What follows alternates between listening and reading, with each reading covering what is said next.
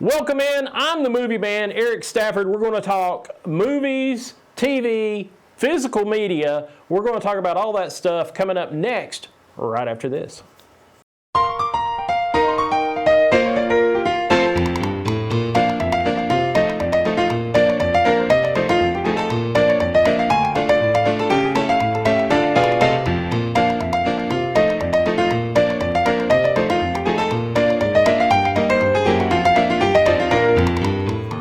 Into the Movie Man. I'm Eric Stafford. I have been a collector of movies forever and ever and ever.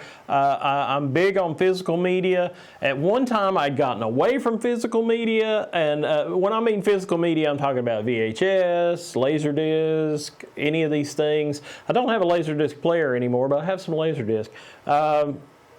VHS, DVD, Blu-ray, and now 4K. I also collect digitally, I guess you would say, because anytime a DVD has a digital code, then I claim it usually, and I will have it on Apple TV, Movies Anywhere, any of those software like that. So there's a million ways to collect movies and media and TV, and it's entirely up to you how you do it. There's a lot of ways to do it. I'm known for being notoriously cheap, so we'll discuss on that level. But let's go a little bit over the pedigree. I've done these shows before, and I've not really talked about my pedigree as far as movies and that stuff.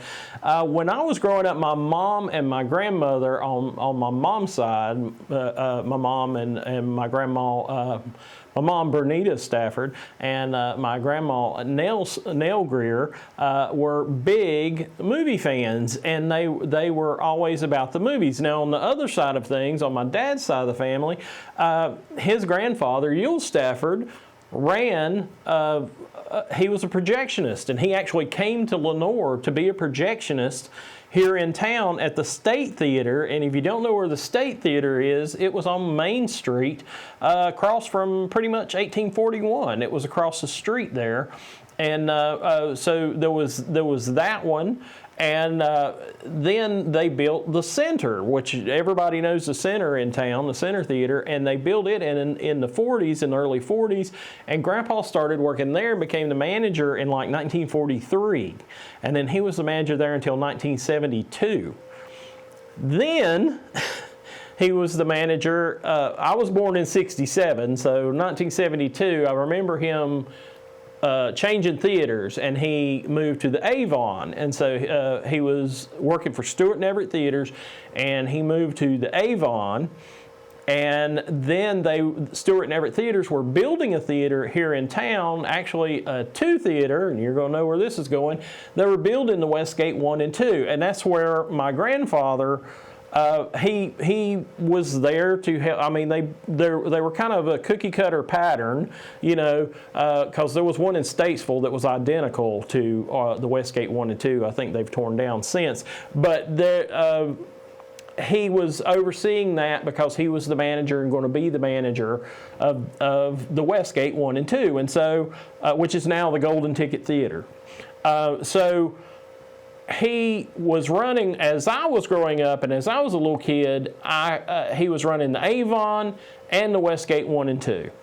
And then he passed away in 1979. He had retired. He was retired about a year, I think. And then he passed away in 1979. Now, the Westgate 1 and 2 opened in 76. And the first two movies that were there, and I remember because I was mad. I was mad I didn't get to go open at night because my Cub Scout troop was going to be doing a camp out. And so it was that Friday night when they were opening, and so I was shipped off to the Cub Scouts to do the camp out and didn't get to go open at night, and I was really mad about that, as I recall. But I had a good time with the camp out. But the two opening movies were in Theater 1 was Smokey and the Bandit, and Theater 2 was Rocky. the first Rocky with with Sylvester Stallone. And I remember my sisters, I have two older sisters, and they were talking about how good-looking Sylvester Stallone was. They just fell in love with Sylvester Stallone. And then, of course, like every other good Southerner, we were quoting lines from Smokey and the Bandit and had Jerry Reed's soundtrack on the LP and everything when I was growing up. So we were all about Eastbound and Down and knew all of that and knew every line. And so I'm deeply enmeshed in the theater. Now, like I say, Grandpa Ewell died in 1979. He had a heart attack and passed away. And then, like, some of the people that he worked with still ran the theaters. And so I remember one lady's name was Kathy, and Kathy ran the Avon, and you would go see them. But the Avon closed in 1985, and that's when I graduated from West Caldwell. And I remember probably the last movie I saw there before they closed was Dune, David Lynch's Dune. And I remember going to see it. There was nobody there, which you hear this movie didn't make any money, but there was nobody there. And it was wintertime. I remember it was Christmassy time, might have been January. And when I got there, Kathy, the manager, gave me she said, "Wait, you need your definition sheet." And I was like, "Definition sheet?" And they had actually, the movie studio, Universal, had actually made a definition sheet of the different words because they used 4 or 5 different words for sandworms and everything. And I was hooked after that. After I went and saw the movie, then I went and bought the book.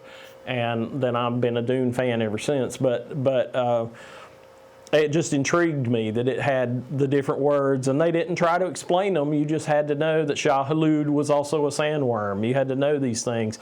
And I'm sitting in there in the dark trying to read the little sheet to see, because I didn't smoke or anything, so I didn't have a lighter. But I'm sitting in the dark by myself trying to read what the definition sheet said. But anyway, that's kind of my pedigree. Is I've been involved with movies. My mom, like I say, was a huge fan. She was a big fan of classic movies and big fan of history, and would tell me all about the history of Hollywood, things that were going on. She was so into it. And then my dad, he was a projectionist for my grandpa at the Center Theater, and he actually, to his defense, he hated the movies because it was work to him, and he hated it. And we only got to go see movies when I was a kid at one of the theaters my grandfather ran, because Daddy wasn't paying for you to go see a movie. He just thought that was the biggest ripoff in the world, so he would not pay for you to see a movie. So it was very rare that we went to see something. I remember us buying tickets and him taking all of us to see Jaws in 1976 before the West Gate opened, and we drove to Hickory to the Dollar Theater there, the Carolina, and we actually went to the Carolina when it was a first-run theater and saw Jaws, and I was terrified because I was like 9, so I was terrified. And my sisters kept fussing at me because I kept running out of the theater because I was so scared. But and then, talk about the Westgate opening in '76 with Smokey and the Bandit and Rocky, and then the next year, you guys know me, or you've seen me on here enough, Star Wars happened. And from then on out, I was hanging at the theater that entire summer because my grandfather was running the theater. I got to get it in free. I would go and help Grandpa. I'd box popcorn. Popcorn used to be in popcorn boxes, and I would box the popcorn and hand it to the customers. I mean, somebody else would ring them up, but I would box popcorn and do stuff like that, which probably people would frown upon these days because I was 10 years old and boxing popcorn. But I was there and I was helping, and then I got to see the movie, and so I was happy. I saw Star Wars as part of my pedigree, I will say. I saw Star Wars all the way through that I know of about 75 to 77 times. When the movie finally left, because of course it was held over, and back then, movies only lasted a week and then they were gone. That was it. There was no home video, there was none of that. Well, video was starting, but it was very expensive and people didn't have it. So you had Laserdisc and that stuff. Anyway, Star Wars left. It'd been there all summer. And I remember my grandfather coming over to our house and saying, guess what? And I'm like, what? And he's like, Star Wars is coming back. And they re-released it. And I mean, it was only gone like a month or maybe 2 months. And then they re-released it again. And I went back and saw it a few times then. But I do remember seeing it all the way through about 75 times. It's still my favorite Star Wars movie, the original Star Wars. I like it. I mean, there's things about Empire I love, but it just, the excitement and everything comes to me from that original movie, and I love it. But that's my pedigree. That's kind of where I'm coming from. On the physical media side, I have been collecting movies, I guess, since VHS. I had some movies on VHS, of course. I worked at Blockbuster for a while. That's another part of my pedigree. I was a movie expert at Blockbuster. That's what they called them at the time. I was actually assistant manager and at the Blockbuster in Morganton. And then I worked partially here at the one in Lenoir, but it was a lot smaller store. I liked the bigger store in Morganton because it had so much more movies. But it was about the time that VHS like really took off, and everybody in America had a VHS machine. And I remember I worked Christmas Day, probably 1990, and I worked Christmas Day 1990, and because I volunteered, because we did all our Christmas stuff on Christmas Eve. So I volunteered, and I worked there and that day, and everybody got a VCR. And so there were only 2 movies out of thousands of movies in that Morganton store. There were only 2 movies left in the entire store at the end of the day. So that's how many people got VCRs that year. I mean, that was when it hit and everybody had one. So I have my pedigree, man. I've been around. I've been around the movies. I've never actually worked at a theater other than working for Grandpa, but never had a paid gig. I come close a couple of times, but I never had a paid gig doing it. But anyway, I've just always been around the theater and always been around the movies, and it's always been something that interests me. But the physical media, I've been collecting it, been collecting DVD since DVD came out. I kind of missed Laserdisc. That was before me.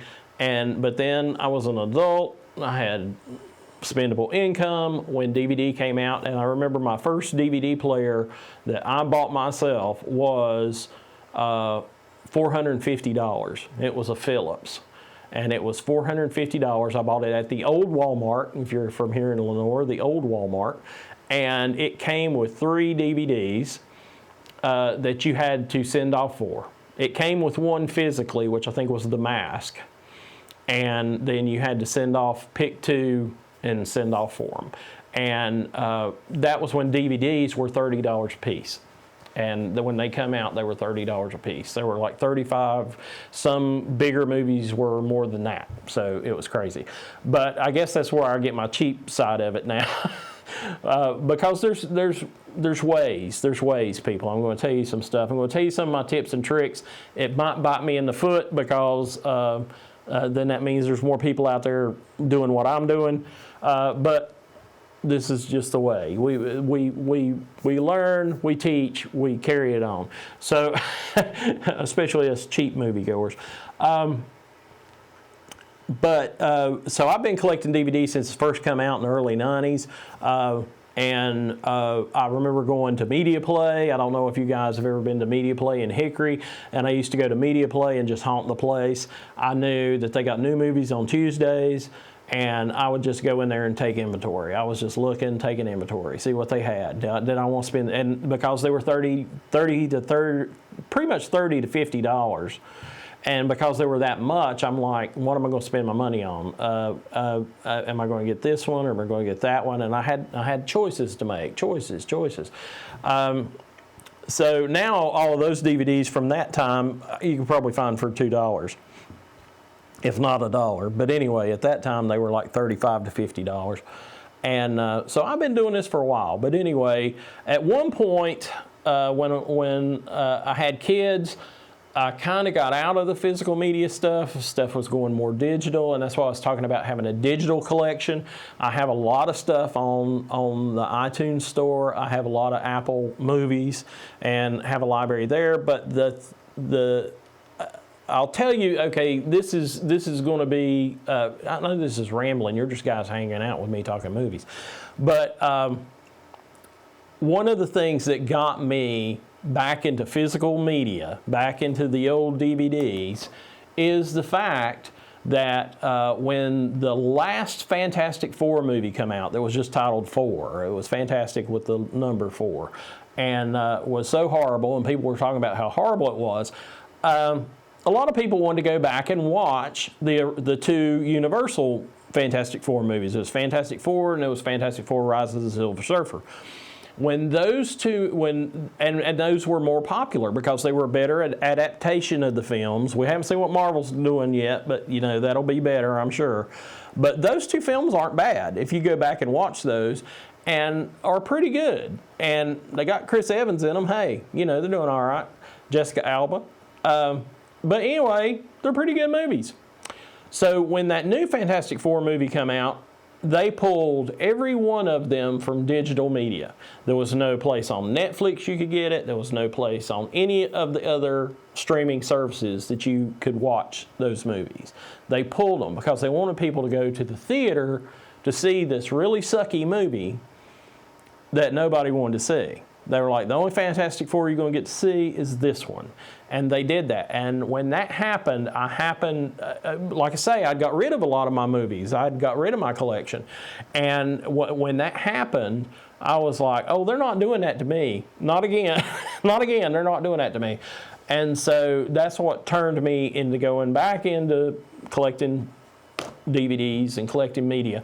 And I still don't have nowhere near what I had before then, and I cull my collection, which means like I get rid of stuff. If I've watched it and I think it was okay, I'll pass it on or trade it in and try to get credit somewhere, and I'll do that. But I still, if it's a movie that matters to me and I can have it on my shelf, and then I'm going to do that. I'm going to do that. And because they can still, even though I supposedly own the ones I have on iTunes, Movies Anywhere, you supposedly own them, they can still just pull them. They can just pull them. There's nothing you can do about it. So it's just one of those things. You want to be able to have it and keep it. And that's how, I kind of got into that. Now, changing course. We've been talking all this time about this. Changing course. I want to talk about some of the movies. Because I do have so many movies, I want to watch as many as I can. I'd kind of gotten away from that because it is so easy to just watch it on Netflix and all that. So I'm trying to grab the movies that I have picked up, and I hit the places, man. You got to go to the pawn shops. Pawn shops have cheap movies. You got to hit the pawn shops, Big Lots. Even Walmart will have $5 or less DVDs, which ain't bad for a movie, $5 for a movie. And a lot of times the ones you buy at Walmart will have the digital code with them. So then you can get the digital code, and it's like I say, I might pass the DVD on, but I've kept that virtual copy on iTunes. So it's like I still kind of own it, but those movies, unless I'm keeping the physical, doesn't matter as much to me. Now there are some things I'm a big fan of: Star Trek, Star Wars, Doctor Who, those things, and I collect those DVDs when I can find them, and especially if I find them cheap, and I will just snatch them up. But these are some of the pickups that I've gotten in the last little bit, like right around Christmas or right before Christmas. And because these movies are so cheap, I didn't really stop my DVD hunting or buying around Christmas time because we're talking $1 or $2. So I do that. I also have like digital software that I collect on. I use CLZ Movie Collector, which is an app on iPhone, and then I can tell if I've got the movie or not. And I also use it for comic books and books. I can check and see. There are 3 different softwares. There's one for books, one for movies, one for comics. And so I do keep those, and I keep them separate. They keep them separate. But that way I can tell if I've got something. And I've got Doctor Who season 10 part 1, then, well, what about season 10 part 2? No, I don't have that, but I found season 10 part 1 for like $1 at Dollar Tree. That's another thing. Dollar Tree will have brand new movies, and they'll be, well, now $1.25. I think they should change their name from Dollar Tree to 5 quarters, but that's just me. But see, there's all these little places like that, Big Lots, Dollar Tree, and even Walmart, like I say. And Walmart, talking about buying the digital movies, if you buy a digital movie, a lot of times they start at $6.99. iTunes will have sales where stuff will be $4.99, or Vudu, or one of those sites that you might use, or Movies Anywhere, and they may have some movies for $4.99. So if you go to Walmart and you see the movie and it says digital code, free digital code, then you can buy the disc and get the digital code, and it's the same price, or actually maybe $1 less than if you bought it online, if you bought it just the digital version. So that's something to keep in mind too if you're a movie collector. And I know this is Eric's just commentary on movies. This is just movie man just going crazy.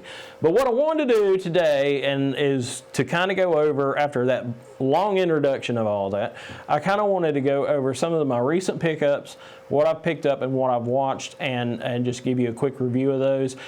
First up, and I watched this New Year's Day because I'd picked this up, and I'm like, man, I'm going to watch as many movies as I can this year. And the first one up is Sean Connery in Zardoz. Now, if you've never seen Zardoz, I had seen pieces and parts of it. It's directed by John Boorman. It was produced and written and done in 1973. And one of the main reasons I wanted to review it for you guys was there's been a meme, and it was really strange because I just watched this movie New Year's Day, and then there was this meme that came up on Facebook and stuff of Sean Connery in his like little bikini underwear, and saying that this movie took place in 2023, and no, it didn't. I'll dispel that rumor. In the movie, it's 2293 or something. It's like way in the future compared to us. But anyway, basically what it is Sean Connery stars as a man named Zed. He worships a god called Zardoz, which is thus the name of the movie. And Zardoz is a flying head that flies from place to place and gives Zed and his people guns to kill all the other people. And what it is it's like a future population. It's like way in the future, like I said, 2293. And there are these people that were scientists that were incredibly smart that discovered immortality, and they live inside a world that's away from Zed and all that. And they created this god called Zardoz, and basically started a breeding program so that Zed, Sean Connery, and his people are basically mutants, that they have exceeded what current human standards are for these people in 2293. They have started a breeding program and bred them to be better than they were.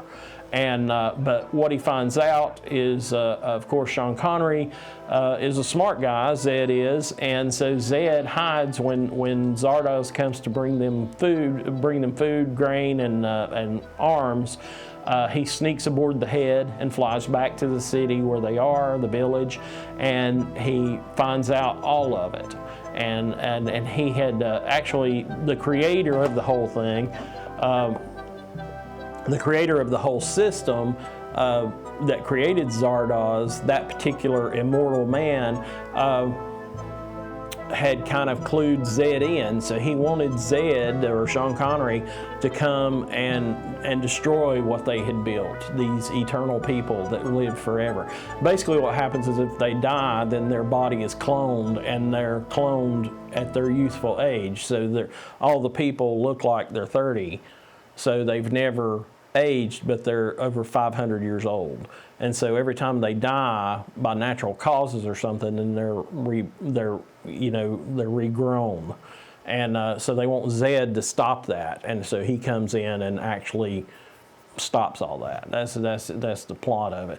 But anyway, it's all based on Wizard of Oz, thus Zardoz. And but it's a John Boorman film. If you've ever seen John Boorman films, he directed this. He directed. I'm trying to think of the other film he directed, Excalibur. So very weird, heady kind of movies. It's really different. It's got a lot of Beethoven music in it. It's very reminiscent of 2001. And I understand where 2001 was kind of more known for the space sequences and that stuff and how it's great. But actually, this has got just as good a story. But it's depressing 70s sci-fi. Everything always ended bad in 70s sci-fi. So after watching this on a scale of 1 to 10, I would probably give this movie a 7. I enjoyed it. I enjoyed it greatly. When I saw it as a kid, the bits and pieces I saw, I didn't understand it. I didn't know what was going on. There is a lot of female nudity in it. There's a lot of, you're not seeing full frontal, but there's from the waist up. So you're seeing a lot of people without shirts on, basically, men and women. So if that bothers you, then you might not want to pick up Zardoz. But anyway, I happened to pick this up at the Storehouse thrift store. I told you I'll look at thrift stores and everything. I picked this up at the Storehouse thrift store on Wilkesboro Boulevard. It was only $2, and it's actually kind of hard to find now on DVD and Blu-ray. So picked up Zardoz. It's just one of those classic science fiction movies, and now that I've seen it. 7 buckets, seven stars, whatever you want to call it, and I think it's worth keeping. So I'll be keeping that. Also, I recently picked up at the same time when I picked that up. I happened to find this movie, and it is called. I had to look at it again. Hell's Angels, which is directed by Howard Hughes. Now, if you don't know who Howard Hughes was, and this movie came out in the early 40s. Actually in the 30s, and he had directed it, and he directed it and did it as a silent movie, but he took so long and took so long in directing it and putting it out that he had to go back and add sound to it because talkies had come out. So it was kind of in that transition period. But I will tell you this: Hell's Angels, directed by Howard Hughes. Starring Jean Harlow, that's a big star. Jean Harlow, this is her first major movie, and is a lovely lady in this. And she died early. She died when she was 26. I think she died of pneumonia. And so Jean Harlow's not in a lot of movies, but she's a gorgeous woman and a good actress. And she's really good in this. It's really kind of a dark story, but it's about 3 friends in college who end up fighting World War I in airplanes like the Red Baron and that stuff in the biplanes, and they're all going to Harvard. One of them is a German, and then 2 of them are brothers, and from England, and so they or from America. I think they're actually from America, and so they are all going to Harvard.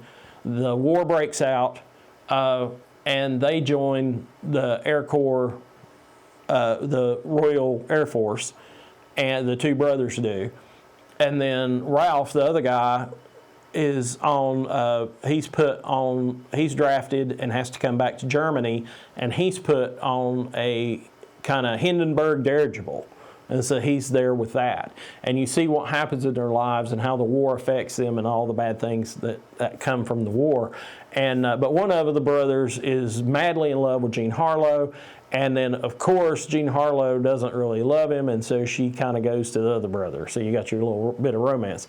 But the big thing about this movie and the big thing about Hell's Angels is the fact that all of the air stunts were done for real, and that's why it took so long. Is he had all these World War I pilots come and fly these dogfights, and there are some crazy dogfights in this movie. And talk about Star Wars, this had to be like what one of the movies that George Lucas had to base Star Wars on to a certain degree, because it is a lot of the fighter-to-fighter flying and that stuff. And it was filmed like in the 20s. I mean, this was before CGI. This was before special effects, really.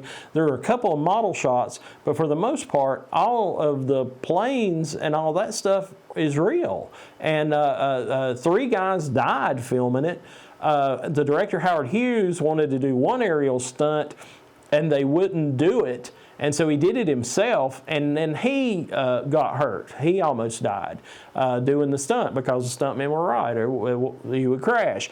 But the film itself, I mean, just watching that stuff and knowing when it was filmed in the late 20s is fabulous. It is a black and white movie. There's one scene in color, which is really kind of weird. They're at a party, and it was experimental stuff. So you had the sound was added. You had one color scene. It's really kind of crazy. It's a mix-up of all this stuff. Now, this year, I did see that this year it came into public domain, so like anybody supposedly can show this movie, but they didn't have the full movie at Universal, and they found out that John Wayne, Howard Hughes had given John Wayne a copy to watch, and so he had a copy of the film, and they went to John Wayne's son, and he gave them a copy. So he even gets credit on screen in the thing because he gave them the only existing copy that had that color scene in it.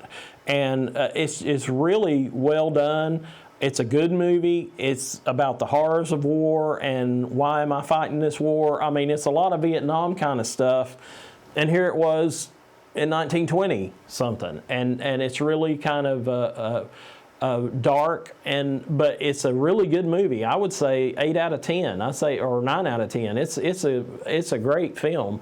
I just picked it up, happened to see it. I know that Howard Hughes directed this movie.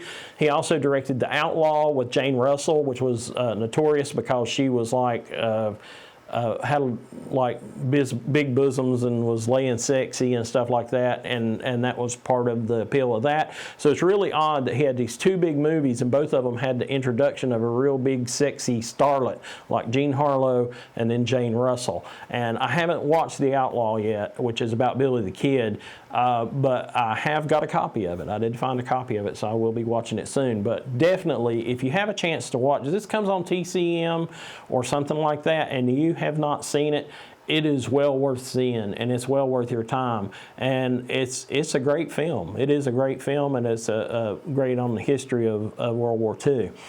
Now, World War I, excuse me. Let me get my wars right. Next up, we have Treasure Island, which was like, Treasure Island was a made-for-TV version of the famous Robert Louis Stevenson book. It was actually kind of a mini-series. It was over 2 nights, and then it was, so it's like 4 hours long. It's like 2 movies. It's like part 1 and part 2, and they're both together. And they were probably made in the early 90s, so probably about the time that Pirates of the Caribbean, The Curse of the Black Pearl come out. But it stars Eddie Izzard, Elijah Wood from Lord of the Rings, Frodo, and then it's got a new guy in it, and I forget the guy's name, and the guy's name, he's not even listed on here, but Donald Sutherland is in it as well. But the new guy that's in it, I don't think has gone on to do that much, but he's really good in it. It's really good. But Eddie Izzard is what the whole movie's about, him and Elijah Wood, and it's just really good. Elijah Wood's not in a whole lot, but Eddie Izzard's in most of it. And Eddie Izzard plays John Silver, Long John Silver, and he knows about the treasure and the pirates and all of that. And John Hawkins ends up getting a copy of the map from one of the other pirates that worked with John Silver, who they have like hunted and killed.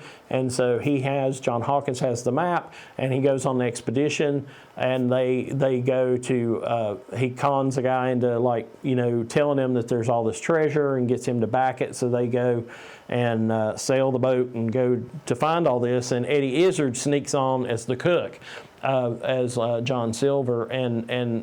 But anyway, during that time, John Hawkins, the boy, ends up becoming friends with Long John Silver, and it's the classic book. You've probably seen the film. There's a 40s film version of it, and I believe it's in color. It almost looks like Disney. I don't know if Disney did Treasure Island, but it was that was the earlier version of it that I knew. But Eddie Izzard is so good in this movie. If you've never seen him, he's a comedy guy, but he is so good and so tough in this, and does really great as Long John Silver, and it's well worth your time. I did enjoy it. It is, of course, like I said, it's 4 hours long. It's 2 movies, so it's a a bit of a haul if you're not into that, but I was intrigued to see it from the way the movie looked. Everything looked really cool and looked like they'd spent some money on it, and they had. And it was, I think it ran on Sci-Fi when it first came out, on the Sci-Fi channel, but it was really good and well worth your time. I would say 5 or 6 stars. It's not as good. It's nowhere near as good as Hell's Angels, but it's probably a little more to your liking than Zardoz would be. So it's kind of, Zardoz I think is great, but I'm a big science fiction guy. But I think the average viewer would like this movie more than the other two that I've mentioned. It's more modern, got the take on everything, got the more modern take on the pirates and how they lived and all that, and a great cast that's in it. So well worth your time. Donald Sutherland, Elijah Wood, Eddie Izzard. Well worth your time watching the film, and it was good. It was a good adaptation of it, and you kind of hope that they would do more. If you've read the book, you kind of hope that they would do more, but they just did this one. So there you go. Also up next was a film. Now I happened to pick this one up. I talk about picking them up cheap. I picked this up at Dead Wax Records. Dead Wax Records is in the Family Dollar Shopping Center, or the Thrift Shopping Center, which is on Morganton Boulevard. And they open Wednesday through Saturday, and they're open like 11 to 6, 11 in the morning to 6 at night. And he has a ton of DVDs. He just got a lot of horror stuff in, and he has a ton of stuff there. He sells his DVDs for about $2 a piece. He will have Blu-rays for $5, and then he'll have like more collectible Blu-rays and stuff, some stuff that's sealed, brand new, and he'll have those things at a higher price. So it might be a premium price, but he's got some good sets. He also does trade and things like that. So if you're culling your collection or you want to get rid of your collection, you might go see Dead Wax over on Morganton Boulevard at the at the Family Dollar Shopping Center. At the Family Dollar Shopping Center, and he's in the middle building, the tall part, and he's at the very top. And but anyway, Dead Wax Records. Go see Chris. He'll hook you up. He's got some movies. But anyway, I picked up Treasure Island there. I also picked up this copy of Killer Elite, which I've got to admit, I'm a big sucker for Jason Statham. I really like him in films, and some films he doesn't get enough credit for, and some films I've seen horrible reviews of films that he's been in, and I thought were pretty good films. So it's really kind of strange. But when he first come out, and he was in Lock, Stock, and Two Smoking Barrels, and he was actually a model, and they put him in the film, and then he just kind of took off. He just took off. He was this tough guy, and just a British tough guy. He's not the best looking man around, but he ain't ugly. And then he's physical and can do stuff. And he just, then the Transporter came out. Once the Transporter came, he was in Lock, Stock, and Two Smoking Barrels. And then when the Transporter came out, that just took off. It was an international hit. It was a big movie. And if you go back and watch that movie, you'll see why. It was a really good film. And so that's what kind of set him up and just raised him up to international levels. I do like him. He's in it, but there's other folks in this movie. You have Jason Statham, but you also have Clive Owen, who is just fabulous and probably should have been Bond at some point. And then on top of that, you got Robert De Niro. And so the three of them are kind of, what happens in this thing is that Jason Statham is a hitman.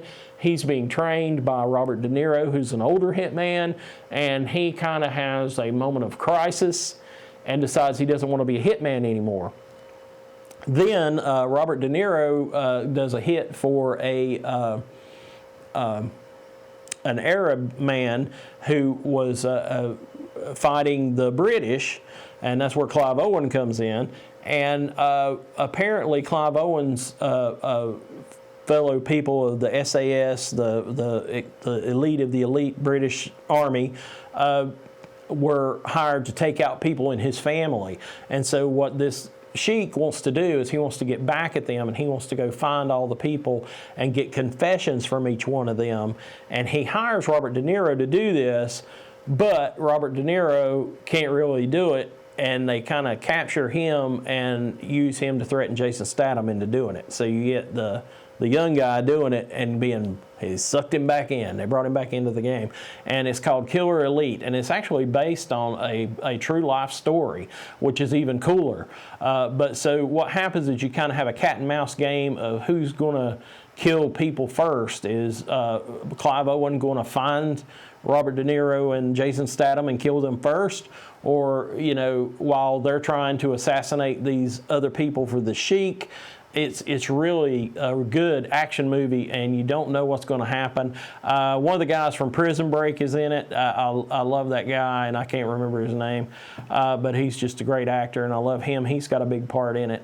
So a lot of action, a lot of shooting ups, cool factual stuff, but Killer Elite, and it is well worth your time. And I think this was like, I picked this one up at the Dollar Tree for like $1.25, and just a really good movie on Blu-ray, $1.25, insane, and but just really good film, and just I can't say enough good things about it. It was a great actioneer and had a good story to it, and I would probably give it. I think it would be higher than. I think it would probably be a 7. Probably 7 or 8. It's a good action film. If you like action films, you like Bond films, you're going to love Killer Elite. That's going to be right up your alley. So that's kind of the things that I wanted to go over here with this bit, and kind of go over that. The next time around, or the next time you guys see me, I'm hoping to talk to you a little bit about something I've got going on, and I'll talk to you more about that next time. And you'll see some creative ways that old Eric, you know, goes in and does his movie collecting or DVD collecting. And we'll talk more about that next time. But up until then, you can always reach the Movie Man. That's me. If you've got any questions or anything, all you got to do is email me right here, estafford@caldwellcountync.org. You can email me with any questions you have about movies, or if you want to talk movies, give me a holler. You know, just estafford@caldwellcountync.org, and we'll talk some movies. Until then, I feel like I've wasted your time long enough. I'll let you go, and I will see you at the movies.